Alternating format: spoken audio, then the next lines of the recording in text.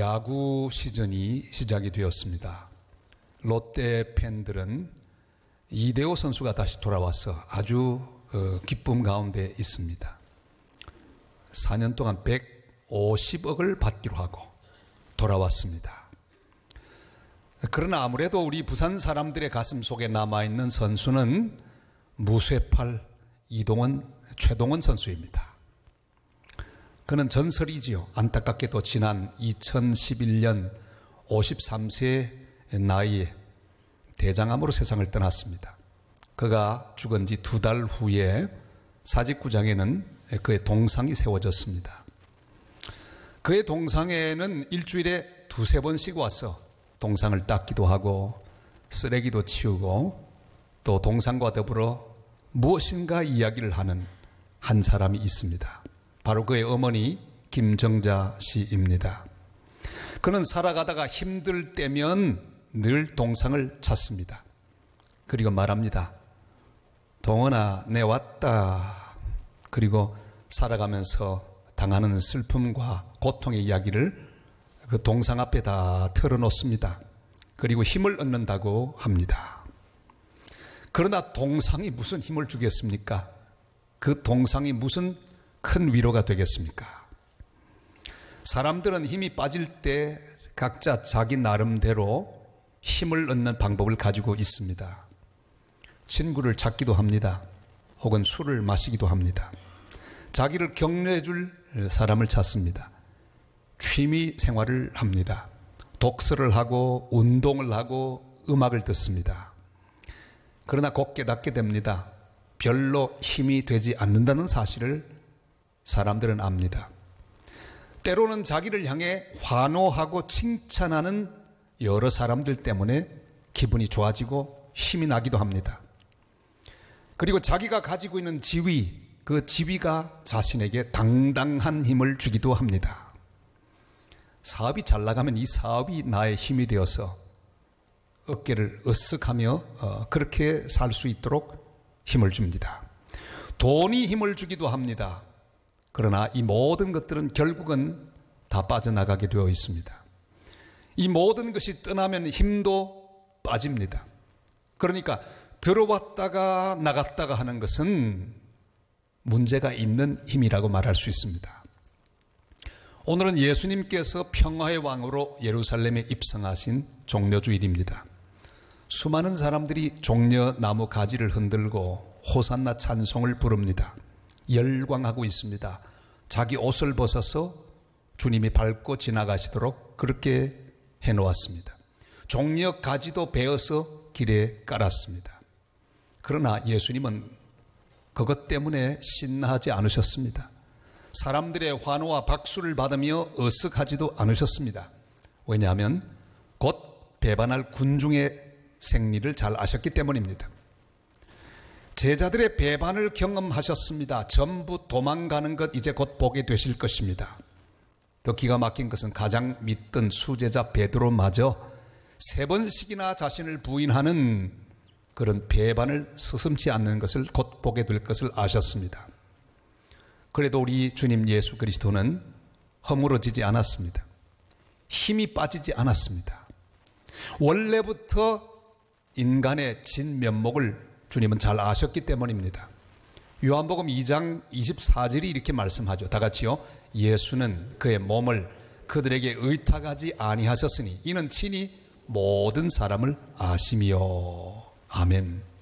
주님은 우리 인간을 아셨습니다. 인간이 박수치는 것 별거 아니라는 걸 알았습니다. 인간이 비방하고 돌 던지는 것도 별게 아니라는 걸 주님은 아셨습니다. 그래서 주님은 사람을 보고 힘내지 않으셨습니다. 환경을 보고 힘을 내지 않으셨습니다. 열매를 보고 힘을 내지 않으셨습니다. 주님은 또한 힘이 쉽게 빠지지도 않으셨습니다. 사람을 보고 힘 빠지지 않았습니다. 환경을 보고 힘 빠지지 않으셨습니다. 열매를 보고 힘 빠지지 않으셨습니다. 오직 위로부터 오는 힘으로만 사셨습니다. 이게 바로 그리스도인의 삶입니다.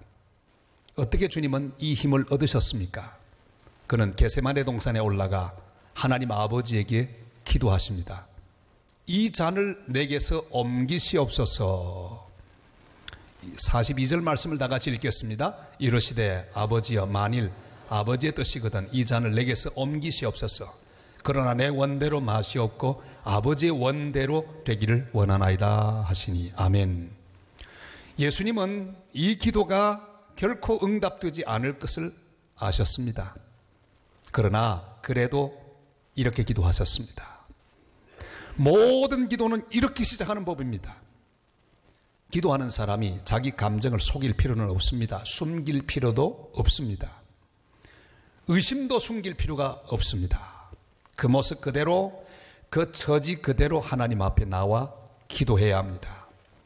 시편을 보면 다윗은 자기 속에 있는 온갖 울분과 원통함을 그대로 드러내었습니다. 점잖게 기도하지 않았습니다. 오히려 속에 있는 모든 분노, 슬픔, 이런 모든 것들을 쏟아붓는 것을 볼 수 있습니다. 우리 한 부분만을 보실까요? 시편 35편 5절로 8절 말씀 다 같이요. 그들을 바람 앞에 겨와 같게 하시고 여호와의 천사가 그들을 몰아내게 하소서. 그들의 길을 어둡고 미끄럽게 하시며 여호와의 천사가 그들을 뒤쫓게 하소서. 그들이 까닭없이 나를 잡으려고 그들의 그물을 웅덩이에 숨기며 까닭없이 내 생명을 해하려고 함정을 파싸오니 멸망이 순식간에 그에게 닥치게 하시며 그가 숨긴 그들의 자기가 잡히게 하시며 멸망 중에 떨어지게 하소서. 가만히 내용을 보면 끔찍한 내용입니다. 망하게 막 하나님 앞에 기도하는 그런 내용입니다. 여러분, 우리의 기도의 수준이 어떠하든지 어디서 출발하던 기도든지 하나님은 우리를 나무라지 않으십니다. 너 왜 그렇게 기도하나 묻지 않으십니다. 이렇게 시작한 기도라도 주님을 향해 기도하다 보면 기도는 반드시 그 방향을 찾게 되어 있습니다. 우리 주님의 기도가 이렇게 맞춰지지 않습니까? 내 원대로 마시고 아버지의 원대로 되기를 원하나이다. 여러분, 결심으로 힘이 오는 것이 아닙니다. 내가 아무리 굳은 마음속의 결심을 한다고 해서 그것 때문에 힘이 생기지 않습니다. 희망을 가지는 것으로 힘이 오지 않습니다. 사람을 옆에 두는 것으로 힘이 오지 않습니다. 주님처럼 기도하면 힘이 오게 되어 있습니다. 어떤 여자, 메리라는 여자가 있었는데 이 여자는 모험을 해야 힘이 생기는 그런 여자입니다. 참 이상한 여자도 있죠. 그 모험을 즐깁니다. 산으로 높이 올라가고 광야로 나가고 그래서 죽을 고생을 해야 사는 힘이 생기는 여자가 있었어요. 아주 험한 후드라고 하는 그 미국의 어떤 산이 있습니다. 그 위로 올라갑니다. 부모들은 올라가지 못하게 하는데 끝까지 올라갑니다. 그러다가 그만 눈보라를 만납니다. 내려오려고 하는데 길을 잃어버리고 말았습니다. 16시간 동안이나 헤매고 또 헤맵니다. 그러다가 계곡에 떨어지고 머리를 다쳤습니다. 아무도 오지 않습니다. 그 절망적인 상황 가운데 그가 할 수 있었던 일은 기도밖에 없었습니다. 그래 하나님 앞에 기도합니다. 자신의 생명을 맡깁니다. 자, 기도하면서도 그는 의심합니다. 하나님 존재를 의심했습니다. 하나님이 곁에 없다고 생각하는 그런 생각이 들었습니다. 그리고 셋째 날에는 부모님에게 비디오 메시지를 남깁니다. 엄마 아빠 미안해요. 사랑해요. 왜? 이제 곧 죽을 거니까요. 넷째 날에는 하나님께 버림받았다고 느낍니다. 그래도 기도합니다. 중요한 건 여러분 어때도 어떤 마음이 들어도 기도하는 거예요. 다섯째 날에 이상한 마음이 생기기 시작합니다. 너는 혼자가 아니다. 너는 살 것이다. 누군가 너를 찾아올 것이라는 느낌이 들었습니다. 이미 자신의 발자국은 눈에 다 덮였지만 그러나 해발 2400m에 남은 그의 발자국을 보고 구조대가 자기를 찾아왔습니다. 기적입니다. 그는 구출을 받았습니다. 여러분, 살다 보면 우리가 아주 깊은 웅덩이 속에 빠질 때가 있습니다. 아무것도 할 수 없을 때가 있습니다. 마음에 의심이 들 때가 있습니다. 절망할 때도 있습니다. 그러나 중요한 것은 그 상태 그대로 고개를 들어 주님을 보는 것입니다. 부러지자 하나님 앞에 간구하는 것입니다. 어떤 궁지에 떨어져 있어도 고개를 들어 주님을 보고 부러짓는 하나님의 사람들이 되시기를 바랍니다. 상황을 보지 말고 주님을 보아야 합니다. 환경과 여건을 보지 말고 주님을 바라보고 기도하는 기도의 사람들이 다 되시기를 간절히 부탁을 드립니다. 이렇게 부르짖어 기도하셨을 때 힘은 하늘로부터 임했습니다. 43절 말씀 다 같이 읽습니다. 천사가 하늘로부터 예수께 나타나 힘을 더하더라. 아멘. 일단 기도를 시작하면 하늘로부터 기도할 힘이 임합니다. 여러분, 기도도 내 힘으로 계속할 수 없습니다. 하나님의 은혜가 임해야만 간절한 기도를 드릴 수 있습니다. 주님은 간절히 기도하는 힘을 얻으셨습니다. 44절 말씀 다 같이 읽을까요? 예수께서 힘쓰고 애써 더욱 간절히 기도하시니 땀이 땅에 떨어지는 빗방울같이 되더라. 아멘. 아무리 연약한 가운데 기도해도 내가 기도를 시작하면 주님께서 기도에 간절함을 더하여 주십니다. 뜨겁게 기도하게 하십니다. 전혀 기도에 힘쓰도록 기도에 은혜를 더하여 주십니다. 생각을 바꾸는 힘을 주십니다. 주님이 주시는 쓴 잔을 마실 수 있는 용기를 주십니다. 시험을 이기는 능력을 주십니다. 십자가를 견디는 힘을 하늘로부터 주십니다.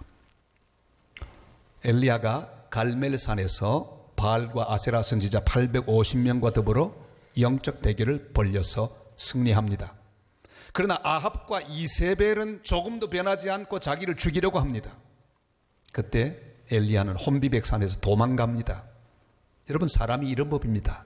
대단해 보여도 하루 만에 폐잔병이 될 수 있습니다.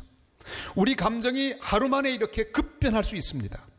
기진맥진하고 탈진하고 낙심하고 절망했습니다. 기도도 못했습니다. 입에서 나오는 기도가 뭡니까? 차라리 날 죽여주세요. 여러분, 이것도 기도일까요? 예, 이것도 기도입니다. 그 부르짖음을 하나님이 들어주셨습니다. 죽여주신 게 아니라 살려주셨어요. 로뎀나무 아래 누워있는 그를 만져주시고 물을 주시고 떡을 주시고 힘을 북돋아 주셨습니다.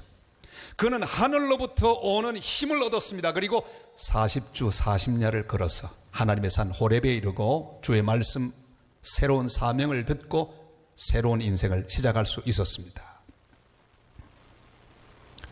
우리는 그 하나님의 은혜라는 노래를 부른 테너 박종호 씨를 잘 압니다. 이 전의 모습이죠. 100kg 이상 나가던 건강한 모습. 지금 최근의 모습입니다. 저 사진은 상당히 잘 나왔는데 너무너무 여인 상태로 지금 찬송을 부르십니다. 왜 그런 거 하니? 그가 간암 수술을 받았기 때문입니다. 그는 한국교회 자랑이었습니다. 귀한 테너였습니다. 그런데 간암이 걸렸습니다. 우리는 그 귀한 테너를 잃는 줄 알았습니다. 그런데 다시 살아났습니다. 무슨 일이 있었을까요? 그의 딸이 자기 아버지를 위해서 자기의 간을 제공했습니다. 보통 한 70% 정도 잘라서 이렇게 이식수술을 하죠. 바로 박종호 씨는 무균실에서 회복하면서 놀라운 하나님의 사랑을 비로소 깨닫습니다. 자기 딸이 자기를 살리려고 자기 간을 주며 퇴원할 때까지 진통제로 하루하루를 보냈던 사실을 그는 알았습니다. 자기 딸이 자기를 위하여 모든 것을 주고 그렇게 고통을 당하는 그 모습을 보며 우리 하나님의 사랑을 그는 깨닫게 되었습니다. 외아들 예수 그리스도를 주시고 십자가 위에 자기 몸을 다 주시고 피 흘려 죽으셔서 구원해 주셨다는 사실을 그가 깨달았습니다. 주님 그러셨군요. 얼마나 아프셨습니까? 그리고 그는 하늘로부터 오는 힘을 얻어서 다시 하나님의 은혜를 노래하는 테너가 되었습니다. 원래 노래 잘해서 은혜롭게 부르는 게 아니라 하늘로부터 임하는 은혜를 힘입고 주님을 노래하는 그런 귀한 성악가가 되었습니다. 힘은 하늘로부터 옵니다. 은혜도 하늘로부터 옵니다. 능력도 하늘로부터 옵니다. 지혜도 하늘로부터 옵니다. 사랑하는 여러분, 이 땅에서 올 것은 하나도 없습니다. 이 땅에서 온 것으로는 못 삽니다. 이 땅의 갈채로도 살지 못합니다. 이 땅의 지혜로도 살지 못합니다. 하늘의 것을 구하면 삽니다. 하늘의 지혜를 구하면 삽니다. 하늘의 용기를 구하면 삽니다. 이사야 40장 28절로 31절이 말씀하죠. 다 같이요. 너는 알지 못하였느냐, 듣지 못하였느냐. 영원하신 하나님 여호와 땅끝까지 창조하신 이는 피곤하지 않으시며 곤비하지 않으시며 명철이 한이 없으시며 피곤한 자에게 능력을 주시며 무능한 자에게는 힘을 더하시나니 소년이라도 피곤하며 곤비하며 장정이라도 넘어지며 쓰러지되 오직 여호와를 앙망하는 자는 새 힘을 얻으리니 독수리의 날개치며 올라감 같을 것이요 다른 박질하여도 곤비하지 아니하겠고 걸어가도 피곤하지 아니하리로다. 아멘. 어떤 경우에도 하늘로부터 오는 힘을 받아 그 힘으로 살아가는 복된 하나님의 사람들이 다 되시기를 주님의 이름으로 축원합니다. 가장 믿었던 세 제자들, 그 제자들에게 기도를 부탁하셨습니다. 하나님의 아들이 얼마나 다급하셨으면 사람들, 그것도 제자들에게 기도를 부탁하셨을까요? 그러나 제자들은 주님의 마음을 몰라주었습니다. 쿨쿨 잠만 자고 있었습니다. 깨워도 다시 잠드는 한심한 제자를 보셨습니다.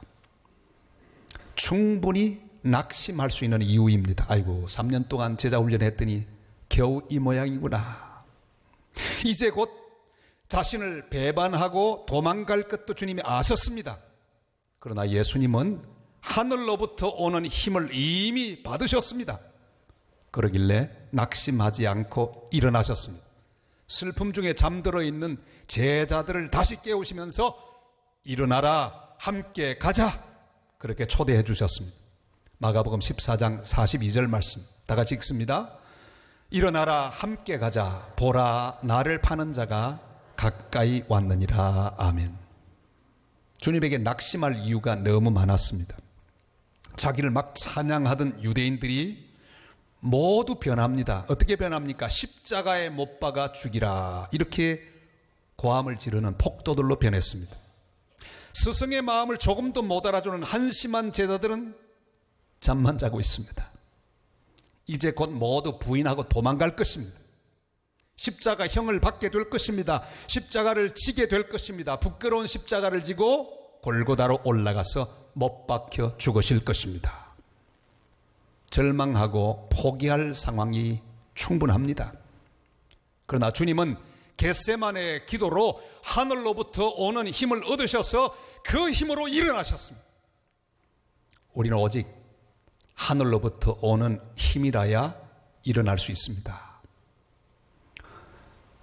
우리는 살다 보면 정말 이해하기 힘든 그런 순간을 만납니다. 도저히 일어나기 힘든 그런 순간을 만납니다. 1997년 1월 8일 전 네팔에서 선교하는 이중환, 김진호 두 분 선교사에게 그런 일이 생겼습니다. 카트만두에서 약 640km 떨어져 있는 신두아라고 하는 마을에서 선교하고 있었습니다. 그런데 잠깐 다른 곳에 방문하고 온 사이에 8살 난 두 남매, 쌍둥이 남매 주희, 주영이가 돌아와 보니 죽어 있었습니다. 너무 추워서 석유 골로를 피우고 갔는데 산소가 부족한 해발 2700m라서 그만 화를 당하고 말았습니다. 그들은 부르짖습니다. 주님, 애들을 데리고 가시면 어떡합니까? 저희도 개척교회 하면서 3살, 4살밖에 안 되는 아이들 그냥 두고 막 다녔던 적도 있어요. 지금 생각하면 끔찍할 일들이 충분히 일어날 상황이죠. 두 선교사는 울면서 부르짖습니다. 더 기가 막힌 것은 자기가 설립한 학교를 탐을 내었던 사람들이 경찰에 고발했습니다. 그 사람들이 아이를 죽였다고. 끌려갔습니다. 모든 죄를 다 뒤집어 쓰고 그들은 추방당합니다. 한국으로 돌아오는 16시간 동안 둘은 아무 이야기도 하지 않았습니다. 완전 절망입니다. 다시 돌아와 한국에서 절망 가운데 하나님을 향해 기도하기 시작합니다. 점점 우리 하나님께서는 그들을 다시 새롭게 회복시켜 주셨습니다. 그리고 네팔로 다시 들어갔습니다.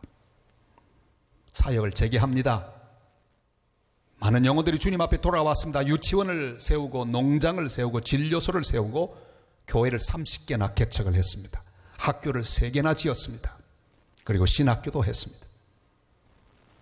자기 아들, 딸이 잠들어 있는 신두아, 늘 그 신도화를 기억하고 사역을 했습니다. 그래서 참 놀라운 것은 전국에서 신학생이 오는데 그 신도화 마을에서 특히 많은 신학생들이 와서 하나님 종이 되겠다고 훈련받는 모습을 보며 그들은 하나님께 영광을 돌리고 있습니다. 여러분, 하늘로부터 오는 힘을 얻은 사람은 어떤 경우에도 일어납니다. 일어나서 주님과 함께 골고다 언덕을 오릅니다. 슬픔도 딛고 일어섭니다. 절망도 딛고 일어섭니다. 미움도 딛고 일어섭니다. 돌멩이도 이기고 비난도 이기고 다시 일어섭니다. 바울이 그랬습니다. 한 번은 복음을 전하다가 돌에 맞아 죽은 몸 되어서 내어침을 당했습니다. 성문 앞에 던져졌습니다. 그러나 그는 다시 일어났습니다. 입에 흐르는 피를 닦고 다시 성 안으로 들어가 예수 그리스도의 살아있는 복음을 전합니다. 그런 바울을 누가 말리겠습니까?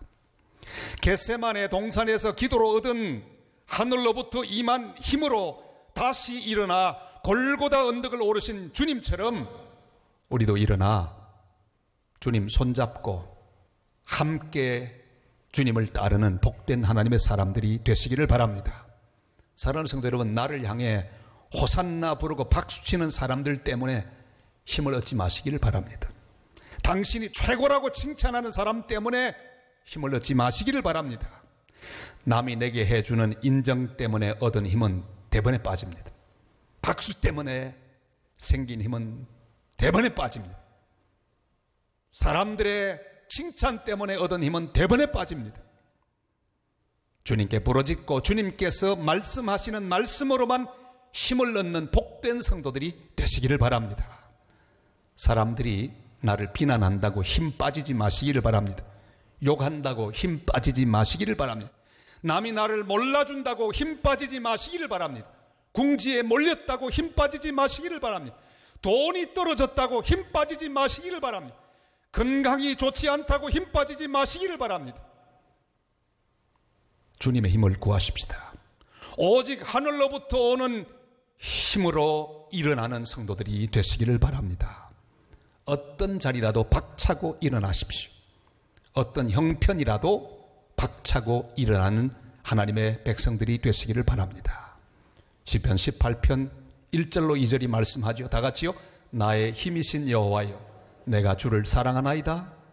여호와는 나의 반석이시요 나의 요새시요 나를 건지시는 이시요 나의 하나님이시요 내가 그 안에 피할 나의 바위시요 나의 방패시요 나의 구원의 뿌리시요 나의 산성이시로다. 아멘. 오직 우리의 힘이 되신 주님께 간구함으로 하늘로부터 임하는 힘을 받아서 그 힘으로 일어나 끝까지 주님과 함께 골고다 언덕을 오르는 복된 하나님의 백성들 다 되시기를 주님의 이름으로 축원합니다.